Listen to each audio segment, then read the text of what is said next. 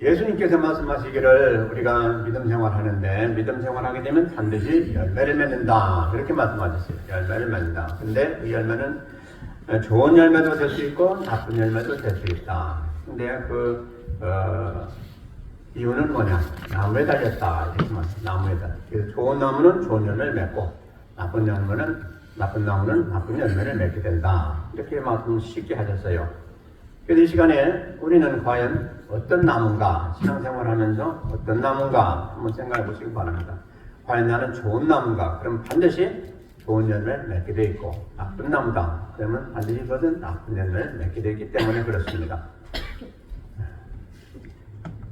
그래서 우리 안에 하나님이 역사하시기 합당한 좋은 나무가 되어서 모쪼록 결과가 아름다운 열매를 맺어서 하나님께 영광이 되고 우리에게는 큰 은혜와 복이 되는 그러한 삶이 되고 신앙생활이 되고 또 심령이 되시기를 먼저 주의 이름으로 축원드립니다. 오늘 본문에 보면 이제 15장과 14장과 이 두 장에 걸쳐서 우리에게 말씀해 주는 것은 큰 믿음과 적은 믿음에 대해서 말씀하고 있습니다. 우리의 믿음이 여러 가지가 있는데 종류가 이제 큰 믿음과 적은 믿음이다 말씀하시고 있어요. 이제 15장에서는 큰 믿음에 대해서 말씀하시는데 먼저 15장을 살펴보시면 예수님께서 어느 날 도로와 시돈 지방으로 가시는 도중에 한 여인이 나타나는데 그 여인이 가나안 여인이다. 그러니까 이방 여인이죠. 가나안 여인이 와서 주님 앞에 다윗 사도니여 불쌍히 여겨주옵소서. 제 딸이 귀신이 들려가지고 흉악한 귀신이 들려서 너무너무 고생하고 지금까지 힘들어 어떻게 견딜 수가 없습니다. 주님 좀 고쳐주세요 이랬단 말이에요. 그러니까 주님 뭐라고 하셨어요? 주님이 뭐라고 하셨는 거니? 나는 이스라엘 집이 잃어버린 양 외에는 보냄을 받지 아니하였다. 그렇게 거절하셨어요. 그러니까 너는 이방 여인이므로 내가 너희 청을 들어줄 수가 없다 하는 그런 말씀을 하거든요. 그러니까 이 여인이 그냥 마는 게 아니고 두 번째 간절히 또 간구합니다. 그러면서 주님 고쳐주시려고 해서 간절히 간구하니까 주님께서 말씀하시기를 자녀의 떡을 취해서 누구에게? 개들에게 던짐이 마땅치 않다 이렇게 말씀하셨어요. 그러니까 그 여인이 참 훌륭한 대답을 했어요. 개들도 주인이 상에서 떨어지는 부스러기를 먹나이다 그랬어요. 그러니까 참 이 여인이 얼마나 믿음이 좋은가 알 수 있어요. 생각해보세요. 여러분들 같으면 어떻게 됐겠어요? 아유, 뭐 저런 사람이 있어. 그러면서 아유 나 그만 두겠다. 그러고 가볼 수도 있어요. 근데 그렇지 않고 개들도 주인이 상에서 떨어지는 부스러기를 먹나이다. 뭡니까? 참 이스라엘 백성들을 위해서 오셨지만은 이스라엘 백성들을 위해서 이렇게 일을 하시는 도중에 부스러기 같은 내가 구한 그 말씀도 이루어 주실 수가 있지 않겠습니까? 하는 그런 얘기예요. 그러니까 주님이 뭐라고 하셨어요? 여자야 내 믿음이 크도다 그랬어요. 그러므로 내가 구한 대로 내가 원하는 대로 그대로 될지어다 그랬어요. 그래서 즉시 귀신이 물러가고 깨끗함을 받았다 이렇게 되었습니다. 자, 성도 여러분, 여러분들이 지금 가나안 여인이라면 어떻게 했을 것인가, 또 나는 어떻게 했을 것 같은가 하는 것을 한번 상상해 보시기 바랍니다. 아마 대부분이 이런 경우에 기분이 나빠가지고 토라져가지고 그냥 돌아갈 거예요. 근데 그렇지가 않았습니다. 그래서 오늘 주님이 참 내 믿음이 크도다 그랬잖아요. 크도다라고 하신 이유는 뭐겠어요? 지금 주님이 그 여인을 심히 시험했거든요. 이렇게도 저렇게도 그러면서 거부하셨는데 그럼에도 불구하고 끝까지 자기 딸이 병을 고치겠다고 그 고치겠다고 한 건 뭐예요? 주님이면 반드시 고칠 수 있다 하는 그런 믿음을 가지고 주님 앞에 끝까지 구한 것입니다. 그래도 우리가 신앙생활 할 때 때로 기분 나쁘고 참 그만두고 싶기도 하고 또 시험도 들기도 하고 또 고난도 있고 위험도 있고 또 나의 손해보는 것도 있고 여러 가지가 있습니다. 그럴 때마다 우리는 어떻게 할 것이냐, 그게 중요한 게 아니다라는 말씀입니다. 뭐가 중요해요? 이제는 내가 끝까지 믿음을 지키는 게 중요하다. 그리고 끝까지 주님을 신뢰하고 나의 생명의 주가 되신 주님을 믿는 것이 중요하다 하시는 것입니다. 그러니까 나는 주님 없이는 살 수가 없다 하는 그런 고백이 있는 신앙을 가졌다면 어떤 상황에도 우리는 굴하지 아니할 것입니다. 바로 그것을 지금 주님은 큰 믿음을 가진 자다라고 말씀하고 있습니다.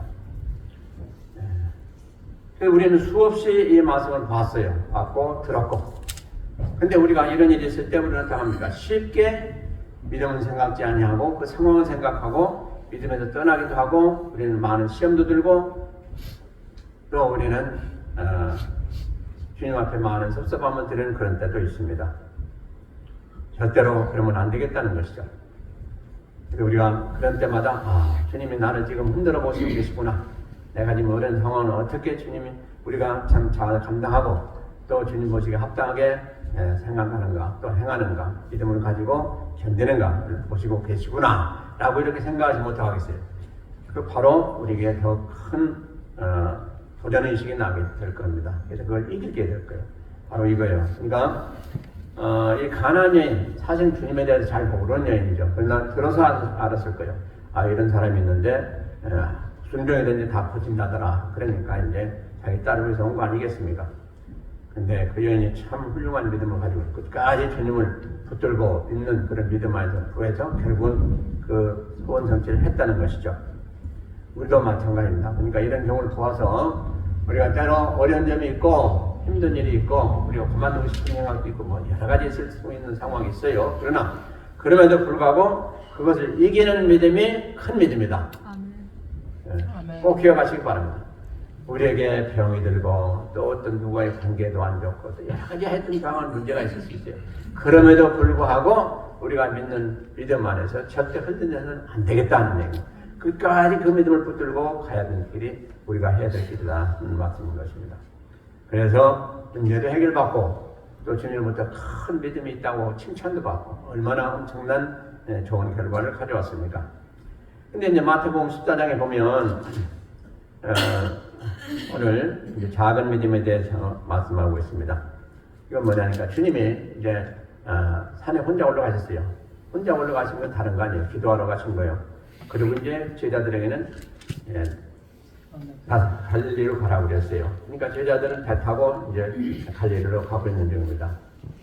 근데 그 바람이 여풍이 불어가지고 너무너무 힘든 거예요. 그래가지고 언제 떠날지 몰라도 지금 밤중에 지금 배를 더 가고 있는 거예요. 그러니까 얼마나 힘들겠습니까? 근데 한참 가다 보니까 뭐 시커먼 게 나타나는데 유령이다. 그렇게 놀라들 있습니다. 놀랍니다. 유령이다. 그러니까 주님이 아니다 나다 그랬는데 그래도 이 사람들은 잘 믿지 못했어요. 주님이 물 위로 걸어오시니까 그냥 믿겠습니까? 그러니까 베드로가 뭐라고 그랬어요? 많이 주시거든 나를 명하여 바다로 오라고 하소서. 그러니까 주님이 오라. 그러니까 베드로가 그 믿음 가지고 걸어갔어요. 그러니까 바다를 걷는 거예요. 바로 이게 뭡니까? 주님 말씀대로 행하면 우리가 기적을 체험한다는 것이죠. 우리는 기적을 체험하기를 원하고 또 안 되는 일도 되기를 원하고 때가 많습니다. 당연한 것이죠. 소원이 있죠. 근데 그거의 가장 핵심적인 포인트는 뭡니까? 주님의 말씀대로 하면 기적을 체험한다는 것입니다. 자, 우리가 지금 말씀을 창세기부터 계시록까지 다 보고 설교도 듣고 다 합니다. 하는데 문제는 뭡니까? 그 말씀은 진실로 믿고 그대로 행하느냐 하는 것입니다. 이게 중요해요. 그래서 주님이 뭐라 하셨을 때 그냥 베드로는 무조건 그 믿고 그 말씀 믿고 걸어가니까 우리를 걸었다. 그게 참 좋았는데 걔 막 그냥 회리바람이 불고 이제 또 파도가 칩니다. 그러니까 그것을 보고 놀랬고 그것을 보고 걱정했어요. 내가 이 빠지면 어떡하나 하는 순간에 그냥 빠져버리고 말았어요. 그러니까 주님이 뭐라고 하셨습니까? 믿음이 적은 자요 왜 의심하느냐라고 책망했습니다. 그러니까 우리가 말씀을 보고 의심하면 말씀대로 그 우리에게 주시고자 하시는 은혜가 또 능력이 복이 우리가 받을 수가 없다는 말씀인 것입니다. 이건 우리가 너무 잘 아는 얘기인데요. 우리가 그렇게 하고 있어요. 그러니까 이런 그 어떤 상황에서 참 분기점이 있어요. 그 은혜를 받느냐 못 받느냐, 내가 얻느냐 못 얻느냐, 이런 여러 가지 분기점이 있는데 그것이 단순해요. 우리 믿음 생활하는 우리에게는 뭐냐, 끝까지 믿음으로 가는 자에게는 반드시 받게 돼 있어요. 근데 도중에 의심하거나 포기하거나 하게 되면 절대로 못 받는다는 사실인 것입니다. 그러면서 믿음이 적은 자여라고 이렇게 베드로에게 책망하셨습니다. 그러니까 베드로가 얼마나 훌륭한 사람입니까? 믿음도 좋고 기적도 행하고 여러 가지로 아주 훌륭한 사람이에요. 그런데 그 순간에만큼은 믿음이 적어가지고 주님으로부터 지적을 받았고 책망을 받았다는 얘기예요. 그러니까 우리가 항상 믿음이 클 수는 없겠지만 참 이런 획기적인 상황에서 이렇게 주님으로부터 책망받는 건 대단히 불행한 일인 것입니다. 그래서 우리가 신앙생활 하면서 항상 믿음 위에 굳게 서서 어떠한 상황이든지 그 믿음대로 행할 때에 참으로 하나님으로부터 칭찬받고 우리도 또 문제가 있든지 무슨 일이 있든지 다 해결함 받게 될 줄로 믿습니다. 그래서 지금 큰 믿음과 적은 믿음, 이건 어떤 사람이 내가 지금 현재 믿음이 크다고 해서 금방 모든 일을 다 그냥 큰 믿음으로 할 수 있는 것이 아니더라 하는 얘기죠. 또 믿음이 적다고 해가지고 또 항상 나는 작은 믿음을 가지고 생활해야 되냐, 그것도 아니라는 거예요. 그러니까 상황에 따라서 이럴 수도 있고 저럴 수도 있는데 이런 걸 거치면서 우리가 깨달아야 될 거는 하나님의 말씀을 믿고 그대로 행하면 큰 믿음이구나, 그런 것을 우리는 깨닫게 돼요. 그러니까 이것을 꼭 기억하시고 다음으로 넘어가겠습니다. 그 다음에 믿음에는 어떤 믿음이 있느냐? 사한 믿음과 죽은 믿음이 있다고 성경이 기록하고 있습니다. 사한 믿음과 죽은 믿음. 자, 우리가 아브라함에 대해서 너무 잘 아는데 아브라함이 어느 날 이제 하나님께서 아브라함에게 사자를 보내서 지시합니다. 말하는 내 아들 내 사랑하는 독자 이삭을 모리아 산으로 가서 나에게 번제로 바쳐라, 이렇게 22장에서 말씀하십니다. 참 이 말씀을 볼 때마다요 우리가 웃음이 나요. 왜냐니까 하나님께서 아브라함을 시험하시는 이 말씀인데 내 아들 내가 사랑하는 독자 이삭, 뭐 그냥 쉽게 이삭을 갖다 바쳐라 이렇게 될 텐데 그게 아니하시고 내 아들 내 사랑하는 독자 이삭을 모리아산으로 가서 나에게 번제로 바쳐라. 그 아들을 얘기하는데 3번이나 얘기했어요. 그러니까 이게 무슨 말씀입니까? 지금 아브라함에게는 가장 귀한 것이 누구냐? 이삭이에요. 근데 그 이삭을 하나님한테 바치라고 하는데 거기서 하나님이 자꾸 긁으시는 거예요. 뭐냐니까 내 아들, 내 독자 이삭, 사랑하는 독자 이삭. 그러니까 그 말씀을 들을 때 어떻게 하겠어요? 야, 그렇지, 진짜 내 아들이죠. 그리고 내가 진짜 사랑하는 아들이지. 그리고 또 독자지. 이런 건 다 지금 하나님이 주시는 거예요. 그러고 나서 나에게 번제로 바쳐라. 그러니까 얼마나 시험권을 많이 주시는 겁니까 지금? 자세하게 시험 들 거나 다 주신 거예요. 그런데 그 말씀을 받은 아브라함이 어떻게 했습니까? 그 다음날 새벽에 일찍 일어나가지고 이삭을 데리고 또 2 정도를 데리고 그리고 또 모든 걸 다 준비해가지고 이제 일찍 떠났습니다. 자기 아내한테는 얘기도 안 했어요. 일찍 떠났어요. 떠나가지고 사흘길을 갔어요. 3일길을 갔어요. 그러자 이제 모리아산을 보게 됐어요. 거기서 그 사원에게는 너희들은 여기 있으라. 우리가 다 제사를 드리고 다시 오마. 그리고 이제 이삭만 데리고 갑니다. 이삭에게 그 나무를 지문지기 해가지고 데리고 가요. 이제 어느 정도 같이 이제 그 산상에 올릴 정도가 됐을 때 이삭의 아버지에게 묻습니다. 아버지요, 지금 나무도 있고 불도 있고 다 있는데 지금 재물이 없습니다. 재물. 그 재물은 어떻게 되는 겁니까? 그러니까 하나님께서 예비하셨다. 걱정하지 마라. 이렇게 했어요. 이제 올라갔어요. 올라가서 우리 이제 다 제단을 쌓고 나무를 다 벌려놓고 그리고 이제 어떻게 했습니까? 아브라함이 갑자기 아들을 꼭 잡았더니 결박해가지고 이제 그 위에다 올려놓는 거예요. 올려놓고 칼을 들어서 죽이려고 해요. 그런데 사실은요, 그 전에 그 결박할 때 이삭이 저항한다면 얼마든지 할 수 있는 그런 나이에요. 이삭은 그때 청년입니다. 청년. 그리고 아브라함은 몇 세냐? 120세가 넘었습니다. 그러니까 노인이 자기 아들 그 청년이 한 걸 한다면 절대로 할 수가 없습니다. 근데 가만히 있죠. 가만히 있어가지고 다 그냥 그대로 아버지한테 맡기는 거예요. 그러고 나서 그냥 묶여가지고 제단에 나무 위에 올라간 거예요. 그게 이제 아브라함이 믿음 좋아요, 진짜 좋아요. 칼을 들어가지고 그냥 내려치는 순간에 치려고 하는데 그만 하늘로부터 사자가 나타나네. 아브라함아, 아브라함아. 두 번째 급하게 부르는 거예요. 그러면서 내 칼을 멈춰라. 그러면서 이제 사자가 온 거죠. 그런데 그 순간에 하나님께서 우리로부터 말씀이 임합니다. 뭐라고 했냐면 내가 이제야 그랬어요. 이제야 내가 하나님을 진짜 경외하는 줄 내가 아노라. 이제야. 참 이걸 보시면요, 하나님이 얼마나 우리를 세밀하게 보시는가를 알 수가 있어요. 자, 이제라고 그랬으니 그동안에 아브라함과 하나님이 같이 동행하고 이렇게 아브라함이 하나님 은혜 가운데 산 적이 좀 얼마나 오래됐습니까? 오래됐죠 지금. 그런데 하나님께서 말씀하시기를 이제야라고 했어요. 이제야. 그러니까 아브라함이 75세에 부름 받아가지고 지금 이삭 낳고 이삭을 낳은 게 얼마나는 25년 후에 났잖아요. 그러고 나서 지금 이삭이 지금 청년이 됐죠. 그러니까 그때 당시 보면 학자들은 한 15세 정도, 17세 정도 이렇게 됐을 거라고 봐요. 근데 그 수많은 세월 동안에 하나님이 계속해서 눈여겨서 아브라함을 보셨겠죠.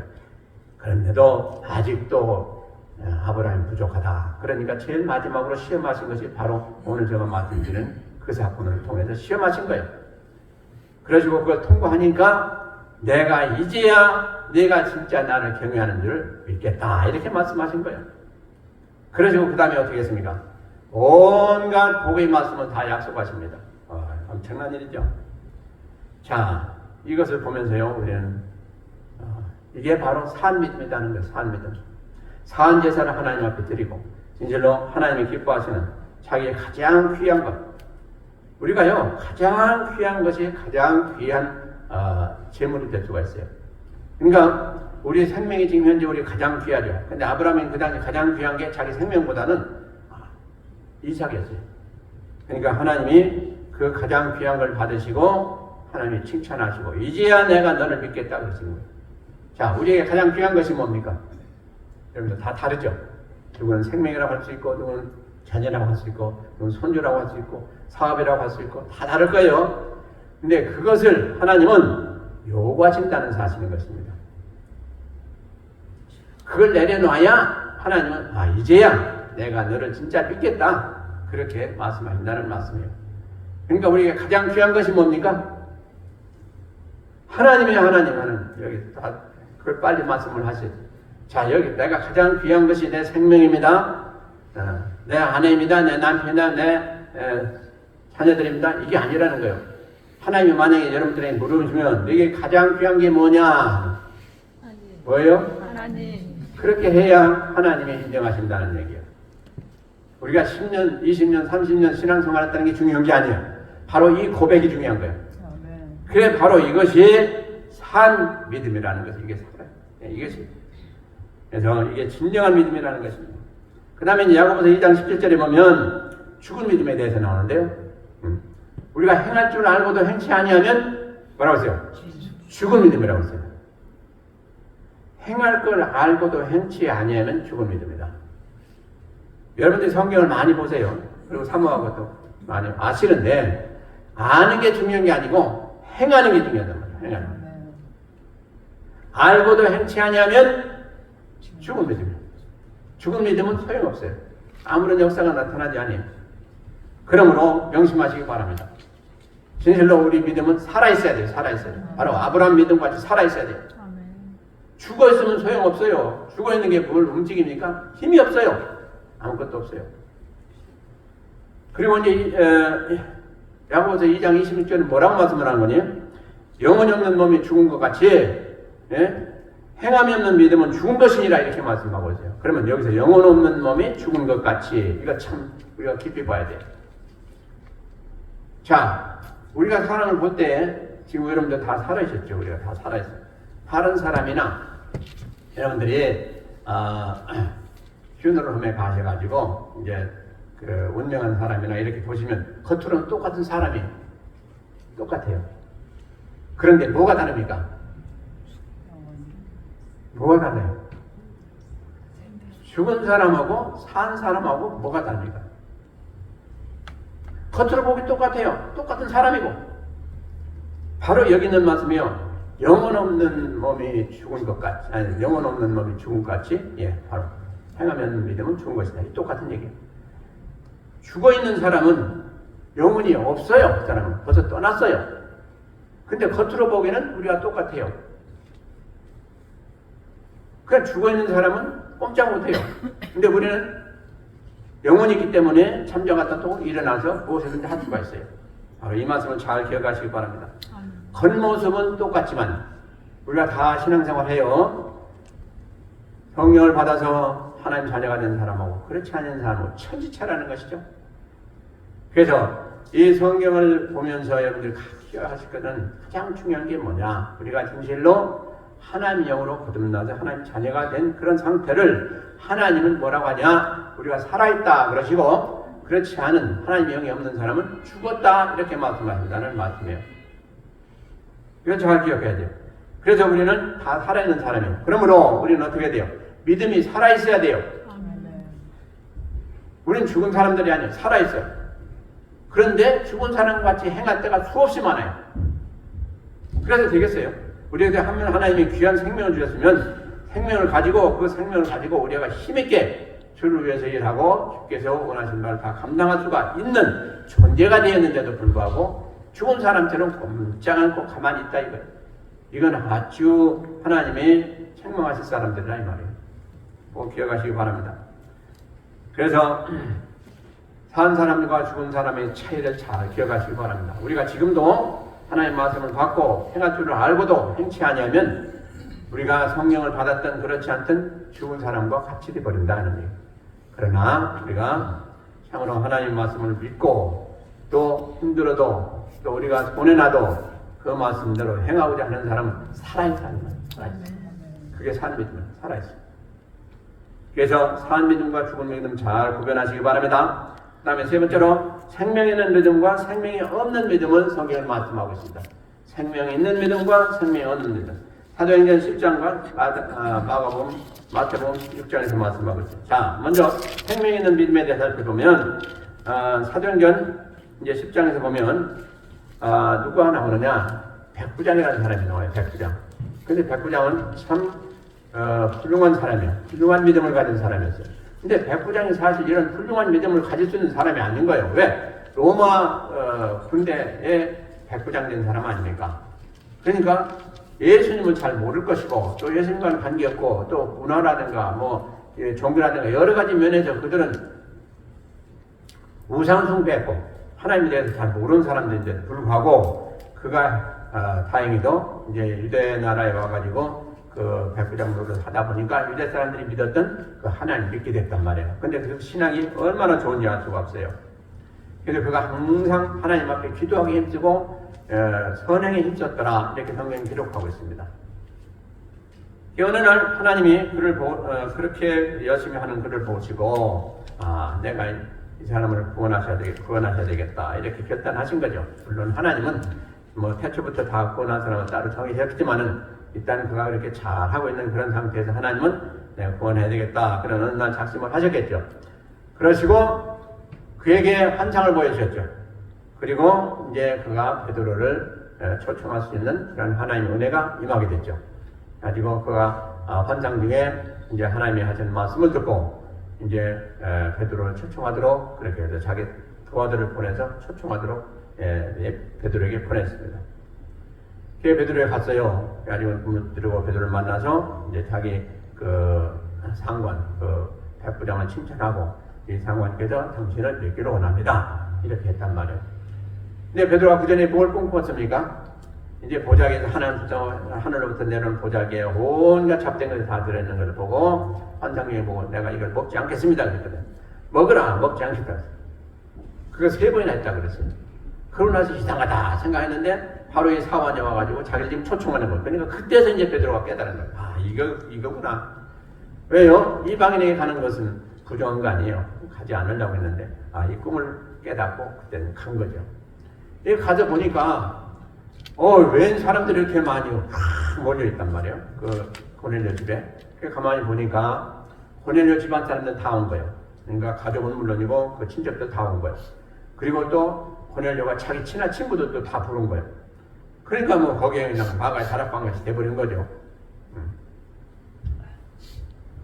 그러니까 이제 베드로가 거기서 물어보는 거죠. 그러니까 베드로가 갔을 때 그 고넬료가 일어나서 큰절 했지 않습니까?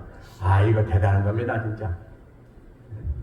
아, 이거 백부장이라면요, 그 당시에 대단한 권세를 가진 사람들, 뭐 백부장이 뭐라고 하면 그 당시에 피지배 국가에 있는 유대인들 벌벌 떠는 사람들인데, 그냥 베드로에게 와, 그 당시에 뭡니까? 어부원이에요. 어부가 이렇게 들어왔는데, 부지런하게 하고 들어왔는데, 그를 오자마자 그냥 엎드려서 절했다? 이거 보통 믿음이 아닌 것입니다. 그러니까 하나님은 대하듯이 한 거죠. 이게 진짜 믿음입니다. 그래서 우리가요, 훌륭한 사람들, 믿음이 훌륭한 사람들 대할 때 진짜 귀한 줄로 알고 대해야 돼요. 이것이 하나님의 뜻입니다. 그래서 그러고 나서 이제 베드로가 묻습니다. 나를 이렇게 초청했는데 도대체 무슨 일이요? 하고 물었단 말이에요. 그러니까 그 안에 있었던 쭉 얘기를 했어요. 자기가 기도하는데 이렇게 하나님이 현장 가운데 보여주시고 또 당신은 초청하라고 했는데 우리가 초청했습니다. 그리고 우리가 다 모여서 당신에게 하나님 주시는 말씀을 듣고자 이렇게 모였습니다. 그러니까 베드로가 참 하나님이 오묘하신 분이구나 하는 걸 깨달았겠죠. 그리고 나서 이제 베드로가 말씀을 전합니다. 그 말씀을 전할 때 어떻게 됐다고 성경은 말씀하고 있습니까?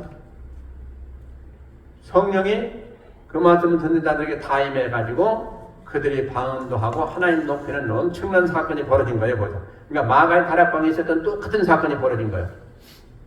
그러자 베드로가 보고 깜짝 놀랐죠. 아, 이방인에도 이렇게 성령을 부어주시는 건 지금 처음 보는 사건 아닙니까? 그러니까 베드로가 너무 기쁘고 좋아서 이들이 이렇게 우리가 똑같이 성령을 받았는데 세례 주면 누가 금하겠느냐? 세례 주라 하고 자기 제자들한테 얘기를 해가지고 다 세례를 받았어요. 참으로 엄청난 사건이 벌어진 것입니다. 바로 이게 뭡니까? 바로 생명 있는 믿음을 그들이 받았기 때문에 하나님을 알게 됐고 또 하나님을 섬기는 그런 복을 받게 된 겁니다. 그리고 바로 그 베드로는 누굽니까? 그 생명을 이미 받은 사람이죠. 그러니까 생명을 받은 사람만이 또 다른 사람에게 생명을 줄 수가 있습니다. 그래서 주님이 제일 먼저 오셔서 우리에게 생명을 주셨고 그 생명을 받은 우리들은 어떻게 돼요? 다른 사람들을 살리는, 생명을 줘서 살리는 그런 사명이 있는 자들입니다. 네. 여러분들 과연 우리에게 지금 생명이, 예수님의 생명, 하나님의 생명이 있고 우리가 영생이 있고 살아 움직이는 역사가 있는데 여러분들 그 생명을 그냥 가지기만 하고 아무것도 안 하고 있습니까? 아니면 그 생명을 가지고 주위에 있는 사람들에게 또 전하고 또 증거해서 그들도 같이 생명을 이어받을 수 있는 그런 일을 지금 하고 있습니까? 이게 우리의 사명이라는 거예요. 나만 그냥 좋다 그거 아니에요. 그래서 하나님의 영을 받은 사람들은 이 생명을 받은 사람들은 주님께서 뭐라고 인정하시냐? 너는 산 믿음을 받은 자다 라고 인정한 산 믿음. 살아있는 영을 받아서니 그 산 생명을 다른 사람에게 나눠줘서 같이 하나님 주신 은혜를 누리고 또 다 같이 영생에 이르는 그런 복을 받기에 합당한 생명들이 되어야 되지 않겠느냐라고 성경은 말씀하고 있습니다. 그래서 이 세상에 수많은 사람들이 지금 있어요. 믿는 사람도 있고 믿지 않는 사람들도 있어요. 근데 그들은 대화를 보면 금방 나타나요. 믿는 사람들은 항상 하나님 위주로 얘기도 하고 또 하나님께 영광 돌리는 그런 말과 행함이 따라요. 근데 믿지 않는 사람들은 전부 나 자신이에요. 내가 어떻게든 잘 됐고 내가 지금 현재 힘들고 어려면 그냥 죽을 상이 되고 그냥 다 끝난 것 같이 그렇게 생각하고 그래요. 이게 천지 차이입니다. 그래서 우리는 이렇게 생명 있는 믿음을 가진 사람들이에요. 이 믿음을 우리는 그냥 놔둬서는 안 돼요. 이 생명 있는 믿음을 가지고 다른 사람들에게도 주어서 전해서 그 믿음을 통해서 또 생명을 얻고 소망을 가진 그런 존재가 되는 것이 우리의 사명이다는 말씀입니다. 자, 그 다음에 생명 없는 믿음이 있어요. 거기 보면 마가복음 6장에 나오는데 거기 보면 쭉 기록하기를 생명 없는 믿음이 뭐냐? 바로 이 세상에서 살아가면서 염려 걱정을 많이 하는 사람들이 바로 생명 없는 사람들이다 라고 말씀합니다. 믿음은 있는데 생명 없는 믿음을 가진 사람들이다 라고 이렇게 말씀하고 있습니다. 그러니까 염려 걱정 근심 우리가 믿는데 왜 너는 염려하느냐? 믿는데 왜 염려하느냐? 믿는데 왜 걱정하느냐? 성경은 우리에게 이렇게 책망합니다. 그러니까 우리가 주를 믿고 또 주를 믿는 믿음 안에서 행하는데 뭐가 좀 안 되고 좀 다 걱정들 하고 그래요. 그게 또 아직 언제 이루어질지도 모르는데 그때 성급하게 또 우리는 그런 생각도 하고 믿음 없는 일을 할 때가 많습니다. 근데 그게 아니라는 것입니다. 우리가 믿음 있고 믿음대로 행하면 언젠가는 그건 반드시 이루어진다는 거예요. 그러니까 절대로 낙심하지 마시고 그 믿음을 가지고 계속 행하면 반드시 되어진다는 것입니다. 이것이 성경에 주시는 교훈인 것입니다. 그리고 또 고린도전서 15장에서는 누가 생명 없는 믿음을 가진 자들이냐? 부활을 믿지 않은 사람들. 믿긴 믿는데 부활을 믿지 않은 사람들이 바로 생명 없는 믿음을 가진 사람들이다. 이렇게 말씀하고 있어요. 그러니까 우리의 가장 큰 핵심, 또 우리의 가장 큰 관심은 뭐에 있습니까? 우리가 부활해서 영생을 누리는 하늘나라에 가는 그것이 우리에게 가장 귀한 핵심이에요. 그런데 이 생명이 우리에게 주어졌는데도 불구하고 그것을 사용하지 아니하고 없는 것처럼 행하는 자들은 하나님이 아주 기뻐하시지 않는다는 말씀이에요. 우리는 생명을 가진 사람들이요. 그런데 그 증거가 뭐였습니까? 우리는 언제 죽어도 부활한다 하는 그 믿음을 가지고 담대하게 이 세상을 살으라는 것입니다. 근데 이거 내가 죽으면 어떡하나, 내가 망하면 어떡하나, 우리가 성령 받았는데도 그런 사람들이 있어요. 왜 그래요? 믿음이 약해서 그래요. 이것을 바로 뭐라고 합니까? 생명 없는 믿음이다 라고 성경은 말씀하고 있어요. 그러니까 우리가 하나님의 은혜를 받아서 성령으로 거듭나서 하나님 자녀가 되었고 그 믿음 안에 산다면 우리는 죽음을 두려워서는 안 된다는 거예요. 네. 다 생각해 보세요. 뭐 병에 걸렸든지 어떤 위기가 있든지 간에 우리가 그때가 다 두려움을 느낄 수는 있겠죠. 그러나 또 한번 다잡아서 생각하면 내가 두려울 이유가 없겠느냐. 내가 지금까지 40년, 50년, 60년 살아온 것도 하나 못했는데 내가 죽는다 할지라도 바로 질통으로 하나님 앞에 갈 텐데 거기 가서 영생을 누릴 텐데 뭐가 그렇게 두렵겠느냐 하고 생각한다면 여러분들 금방 위협이라든가 또 두려움이 다 없어질 거예요. 근데 끝까지 이렇게 두려워하면 그게 바로 뭐요? 생명 없는 믿음을 가진 사람이다 라고 책망받아 있는데 그 믿음이 역사되지 못할 수도 있다는 것입니다. 그러므로 우리는 하나님을 믿을 때 진짜 우리 생명보다 더 귀한 것이 뭐라고 됐어요? 믿음이라고 되어 있어요. 예. 그래서 믿음은 금보다도 귀하고 이 세상의 어느 것보다도 귀하고 우리 목숨보다도 귀한 것이 바로 믿음이다 라고 말씀하고 있습니다. 그래서 우리가 부활의 신앙 가지고 산다는 것은 대단히 복된 일이에요. 그리고 부활 신앙 가지면 어느 앞에서든지 어느 상황이든지 우리는 항상 담대할 수가 있다는 것입니다. 그렇죠? 그래서 성경이 분명히 말씀하고 있습니다. 주님이 부활하셨으므로 우리도 부활한다. 근데 주님이 부활하시게 된 것은 하나님이 이미 법을 우리는 다 다시 부활하게 만드셨으므로 부활하게 됐기 때문에 주님도 부활하신 것이다. 이렇게 말씀하고 있습니다. 그러므로 우리가 하나님의 영을 가지고 부활하면 우리도 즉시로 하나님 은혜 가운데 하늘나라 가서 다시 영생을 누리게 되는 그런 복을 받게 된다는 것이죠. 그래서 이 부활의 의식을 가지고 믿음을 가지고 어떠한 어려움도 다 이기시기 바라고 두려워하지 마시기 바라고 담대하게 행하시길 주의 이름으로 부탁을 드립니다. 그리고 이제 그 다음에 생명 없는 믿음을 가진 사람들은 어떤 사람들이냐? 이 세상을 위에서 사는 사람들이다 라고 성경은 말씀하고 있습니다. 세상, 곧 우리가 살아가는 이 시대를 위해서 살아가는 사람들이다. 이렇게 말씀합니다. 이 시대를 위해서 살아가는 사람들은 어떻게 해요? 이 시대에 맞춰서 적당히 그 시대에 흘러가는 그 세파를 따라서 살아가는 그 사람들. 우리는요, 이 세상의 세태를 따라서 사는 사람들이 아니에요. 우리는 거슬려서 사는 사람들이에요. 이 세상은 지금 점점 악해져 가요. 그러나 우리는 어떻게 하습니까? 점점 성화돼서 거룩한 모습으로 만들어지고 또 그 가운데 살려고 하는 사람들이 바로 우리들이에요. 그러므로 우리는 세태를 거슬려가는 사람들이에요. 그걸 밝게 하시기 바랍니다. 이 세상과 짝하면서 세상과 타협하면서 사는 사람들이 아니란 말이에요. 그래서 세상과 타협하면서 사는 사람들은 뭐냐? 바로 오늘 말씀대로 생명이 없는 믿음을 가진 사람들이다 라는 말씀이에요.